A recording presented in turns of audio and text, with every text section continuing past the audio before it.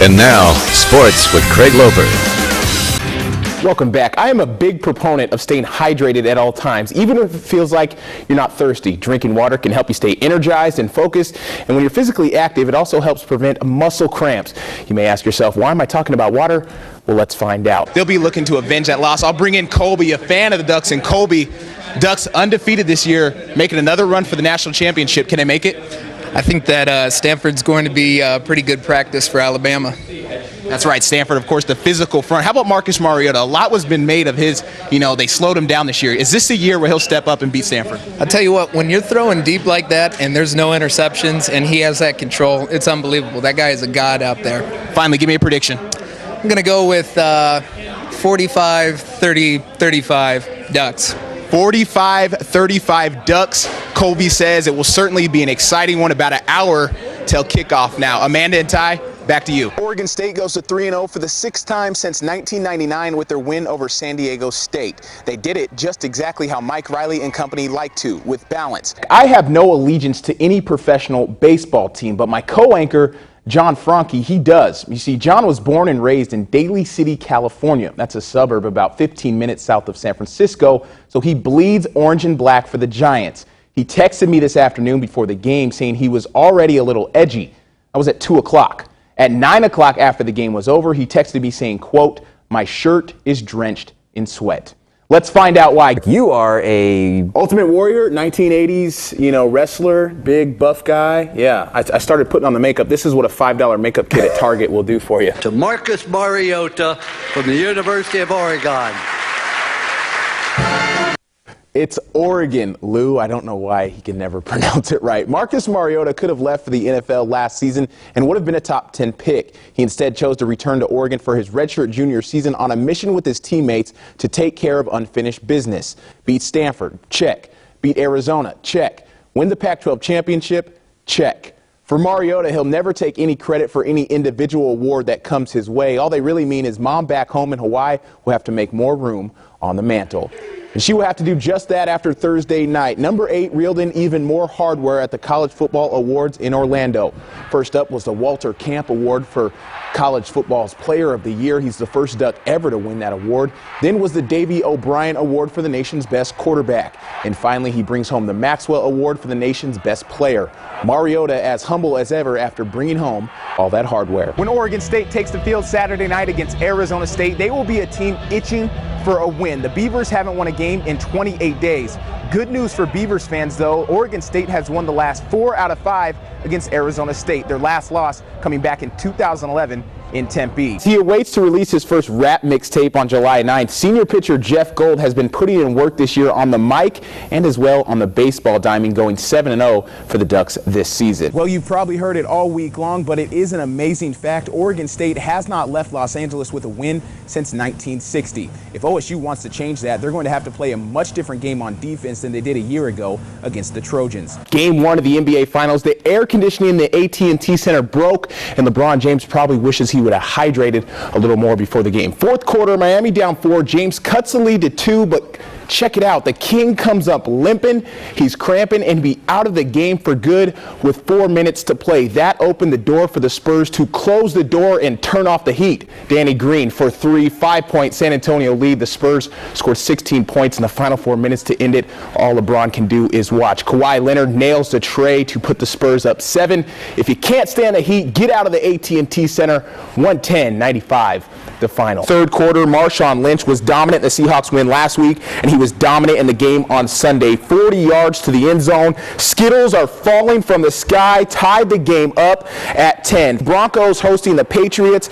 Second quarter, Omaha. Peyton Manning rolls out and finds Jacob Tamme wide open for 6. That makes it 10-0 Denver. Day 2 at the Masters, and you would have thought Bubba Watson was going to a potluck because he brought the goods on Friday. The tee shot on the par 3 12th hole, and he sticks it about 3 feet away, birdies a hole to go to 4 under. Getting some help from his defense. We just had a diving catch, and Tyler Baumgartner's like, yeah, I can do that too, buddy. The Giants were taking on the Diamondbacks Tuesday. Bottom 1, Brandon Belt gets a hold of one, grilling him like George Foreman. The shot to right, Belt's 5th home run of the season.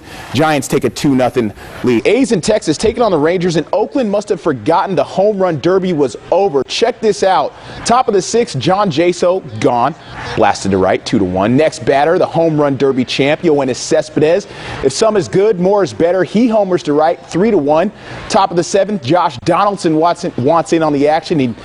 What do you know? Another homer, this time to right center. It's 4-1. 2 batters later, what the heck? You know, Josh Reddick, anything you can do, I can do better. I can do anything better than you. His home run to right made it 5-1, and that is your final.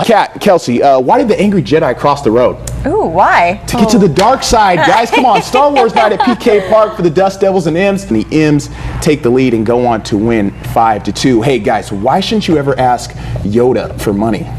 I don't know. Why? Because he's always a little short. I like it tonight with the Star Wars joke. He's not going to be able to pay you back. Finally in sports, rapper turned entrepreneur 50 Cent threw out the first pitch at a Mets game Tuesday afternoon, and wow, I have 21 questions about this first pitch. The lefty obviously hasn't been spending a lot of time on the diamond. He's probably been spending his time in the club. I'm just saying, 2003, Get Rich or Die Trying, he had the song, It's Your Birthday. You know, I got It's Your Birthday. 2003. Backing up. Get Rich or Die Trying, that was a great album. He had the outfit on and everything. His number was 50 on the back, too. That was good. A year ago, Alex Norris helped to lead Lowell to the 1A classification state championship game. He's hoping to do the same beginning this Friday as the Red Devils host a playoff game at home. But win or lose, state title or not, all of the challenges a football game present pale in comparison to the obstacles Alex has had to face in his own life. And he's not only faced them, he's ran over, around, and through them with the support of his family. Alex Norris is this week's Connects Prep Athlete of the Week. Bouncing home from home, I mean, after a while you just start to lose trust. A lot of people, once you find that trust, you become attached to a family. I mean, just like football. Family and football are two of the most important things in Alex Norris's life. Maybe because at one point, he didn't have either. Born in Portland, Alex never knew his biological father, and when the relationship with his mother fell on tough times, he was placed in the care of the state at 10 years old, moving from one foster home to the next in Eugene and Springfield. I've been in a lot of dark places, but, you know, I always look towards the light. Light will always win. And after years of struggling, the light did win. Alex was adopted by the Norris family of Lowell and given a stable home for the first time in his life. They're all there for each other. I mean, I guess a big part for me was family dinners. That was a big changing moment in my life, I guess. I never really had that in the past, and now family meals and get-togethers. That was a big part. That's where I start to trust other people.